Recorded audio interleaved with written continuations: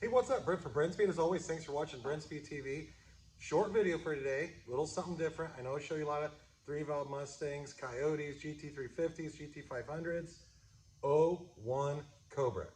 We're gonna make a down pull, show you what it makes. I'm gonna go over the engine compartment, tell you what mods we do to this.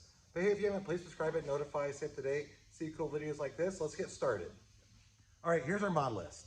First, I want to say I appreciate you watching these videos. I try to show you a variety. Today, I thought it's cool to show you this 01 Cobra right here. Doug's with me. Let's take a quick look at the engine compartment. Here's what we did. We did a set of Bullet Racing camshafts.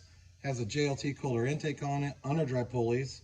1 3/4 inch American Racing long tube headers with cats. A pretty sweet setup on this. We use SCT to tune these cars, 93 octane pump gas. We also installed a McLeod clutch, aluminum drive shaft, 410 gears, rebuilt the diff. It'll be a fun driver for this summer. So I just wanted to take a second to show you this right here.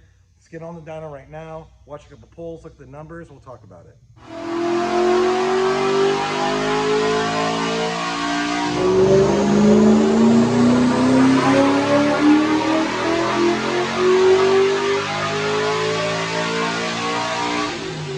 All right, so here's what we have. Hey, don't forget you can email quote@brenspeed.com. Hey, what's my Mustang cost to get built?